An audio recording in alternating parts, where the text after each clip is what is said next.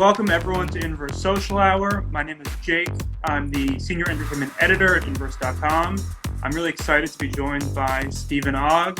You may know him as Trevor from Grand Theft Auto 5. You may know him as Pike from Snowpiercer on TNT. Am I known as Trevor?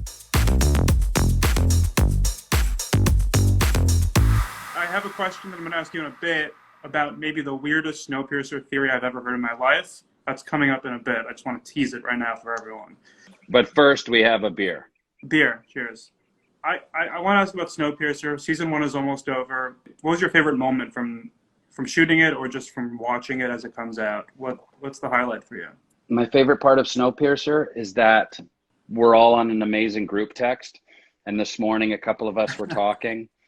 And last week, a couple of us, like, FaceTiming with Mickey, FaceTimed with Allison. Ito and I see each other. We're talking, like, that's my favorite part, is that I've met some incredible, wonderful people that will, I think, forever be in my life. I hope so.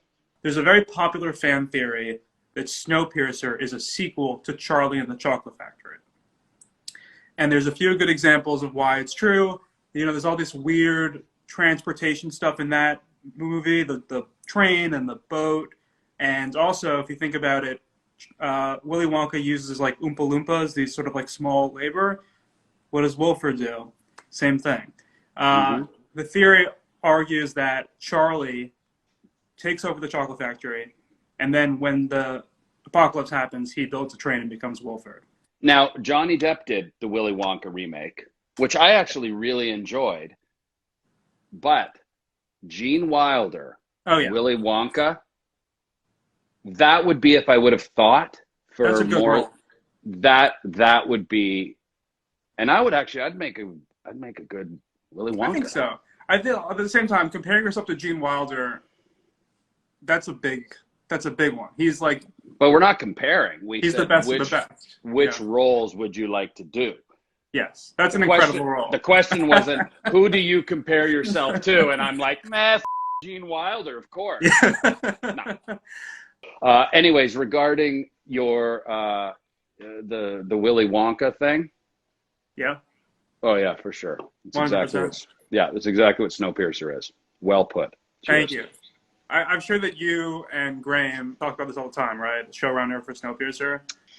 You walk into the room day one, he's like, so we all agree, Willy Wonka, that's the prequel to this. Now let's start telling the story. That's like the first day I remember that first table read in Vancouver. I came in wearing my not my knickers, but my shorts, and I had the whole thing, and I came in oompa loompa doompity. He's like, that's why I hired you, buddy, because you know where we're going with this show. See, Gene Wilder, sure, but I think you would crush it as an Oompa Loompa. Especially, imagine the Johnny Depp one where there's just one Oompa Loompa over and over. They like sort of CGI'd him. He was brilliant, that guy. He's incredible. I love how you slammed the fact that I was comparing myself to Gene Wilder, which I wasn't.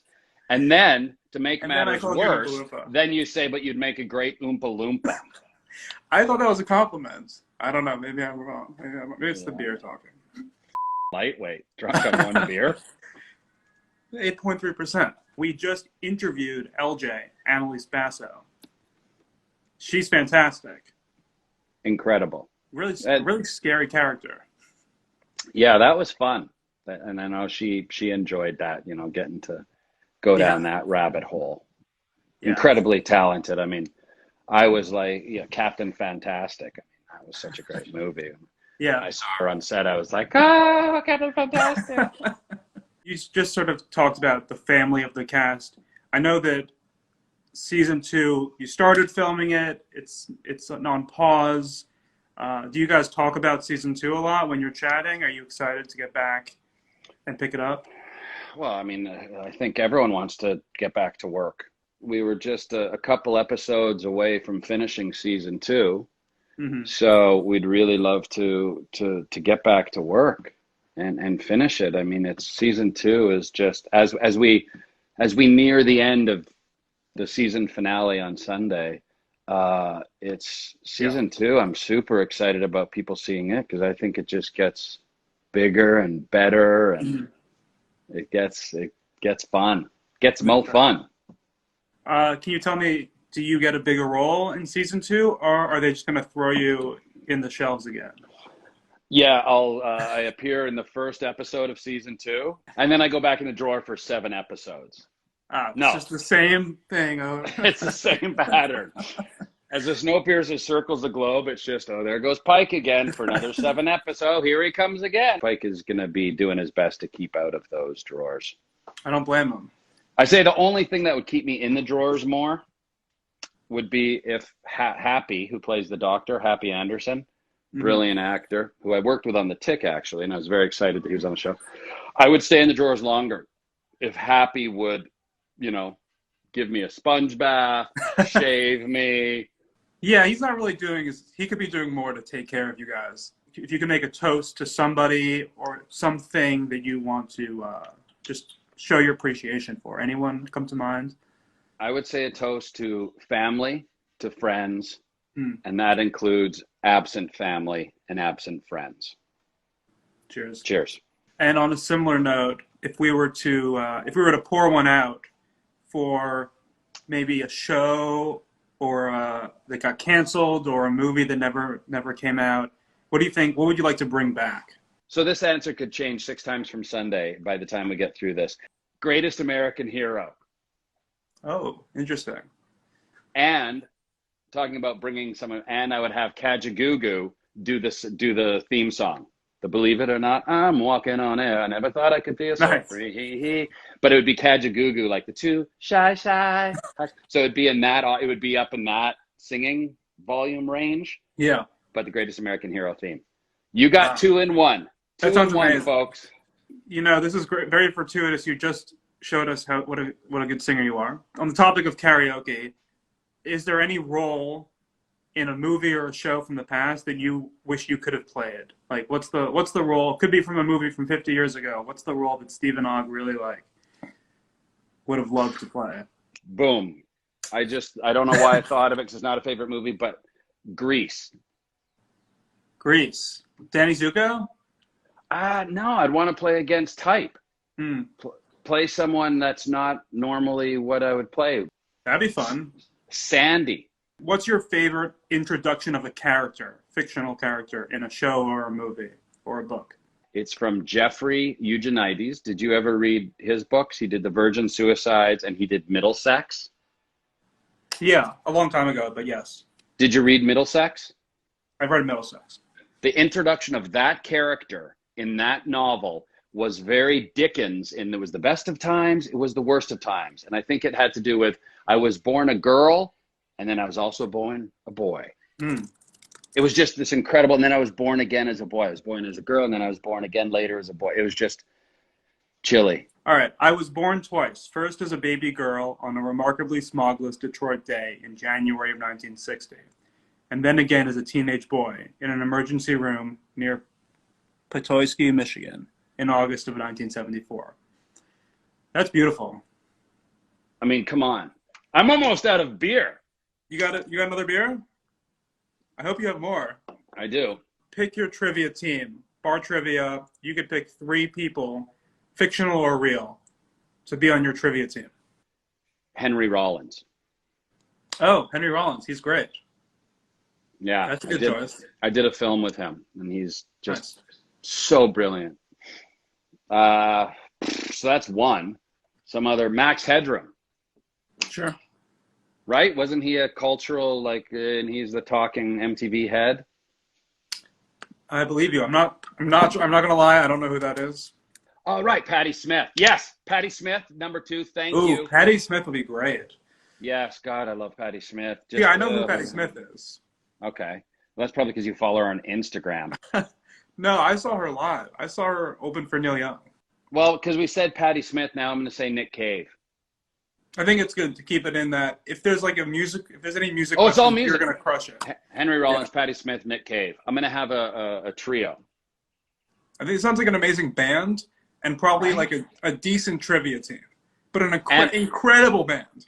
But here comes the singer. Guess who the singer is? So we've got they're all singers. Tom York. Oh wow! I'll go to that show. That's what I missed this, but you know, I mean, I'm not like the quarantine, but I went to All Points East Music Festival, and it was the first one in England. I was never into live music, but the past 5-6 years, I've really got into it, and I do miss. I never miss it so thought, much. like with The Walking Dead, we used to do these cons, and we'd go to different places in the world, and we were in Australia, and we'd always go, you know, go to a concert if there was one, and there was these music festivals playing, and saw Father John Misty everywhere we went. Father John Misty was playing, but I swear, like I used to really love Father John Misty, but during this one particular year when we were in Australia and traveling around, because he's, you know, I mean, as artists tend to be self-indulgent, but my God, he can just be like, he can be insufferable. Really? And that he really changed, I feel, during the time we saw him throughout the year. He just became more like, I felt like he should have been singing into a mirror. Just like, hey, are you here? Yeah. Hey, let's sing about you to you, about me. What is this thing behind you? I wanted to ask about that. This mural painting? This is an amazing artist. Very cool. Kelly, that was in Santa Fe, New Mexico, and I went and spent some time with him as he actually painted it. That's awesome. And it's Ship of Fools, which is why it's so appropriate. It's just, it's sort of, and it's similar to, I've got this is a Haida Gwaii from Bill Reed, which is about, oh wow. So if you see kind of the similarities. All right, I have a Grand Theft Auto question for you. Should Grand Theft Auto 6 be virtual reality? And would we survive if that happened?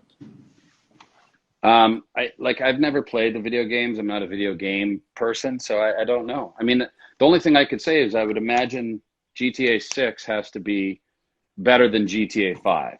Corridor Digital. Great guys. I did virtual reality there. They actually made for me a GTA 5 virtual thing. First of all, I tried virtual reality then and another time, and I don't like it. Case in point, this time I tried it, and I was in the thing, and you know, of course, people are around watching, right? Yeah. It's Trevor playing GTA virtual reality 5. Yeah. This will be great. I put the thing on, and so then I said to them, I'd never really played it. So I said, what do I do? They're like, you know, punch someone. I was like, no, that sounds, so I'm just like walking. Punch someone. I'm like, no, that's dumb. What else can I do? They're like, you can get a gun and shoot someone. I was like, that sounds horrible too. No interest in that. What else? Steal a car. I was like, well, maybe I'll drive a car. That sounds fun. Anyways, this was about 10-15 minutes of this until I took the entire headset off, the thing, and I said, this is good job, but this is not for me. Yeah. And then I had to go do a panel or a talk, and I barely made it through because I was physically, like, I felt like I was going to throw up. The vertigo of the virtual reality world, I was just like, nope, not for me. Did you get a new beer? I got a new beer. I'm opening it. You want to grab another beer? Maybe I'll get one too. Let's blaze through these next few questions. Recommend one more book or movie or show that everyone watching this should check out. Rachel Cusk, she wrote an amazing trilogy. What did I finish? So Civilized to Death, Christopher Ryan, I'd recommend. I just rewatched the Nick Cave, actually, documentary, which is probably why I thought of him. Check that out. Not the one, both Nick Cave documentaries. So those would be things I would recommend. Again, nice. It's endless. I just finished, what was the other one I just finished? The Known World, which had won the Pulitzer. I finished that. Herman Diaz in the Distance. I just finished that one. Lonely City was great. There's a few for you, kids. Hey. As we're wrapping it up, you got to leave a tip. Let's leave a tip for the audience. What would you give? Any advice you want to give to people, the youngins watching, anything? Oh, Jesus. Wear a mask. Cheers to that. Be smart, honestly. Like, take some responsibility. I mean, sadly, right now in America, it's, you know, the only thing you're winning is losing.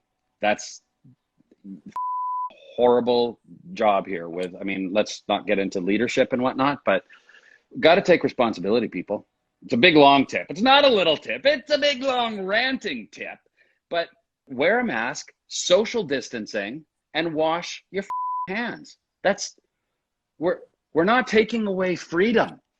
We're not taking away your right not to wear a mask. It's not about taking anything away. It's about allowing people the chance to live. That seems simple, stupid to me. And all you're being asked to do is cover like this. It's what, an inconvenience? It's ridiculous. It's such a simple thing that one can do. And so just do it. And, you know, conspiracy theories, and it doesn't make a difference. I mean, if you listen to science, it makes a difference, right? Yeah. And I'm going to listen, like my sister was a nurse. I'm going to listen to science. I'm going to listen to the medical profession.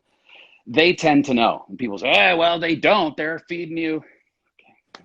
Listen, was that a tip? That was more like a buffet of ideology and ranting. It was perfect. All right, last question. Closing time. You don't have to go home. You can't stay here. What's next? What is there anything coming up that you're excited about? Maybe a weird question in the era of coronavirus. I got a pretty clean slate until at least January 2021. It's literally like a good day, bad day, wash and repeat. That's what I've been saying. I get the hope, I feel good, and then there's a day of just depressed and just how the hell am I going to get through today? Like so many that have it so much worse.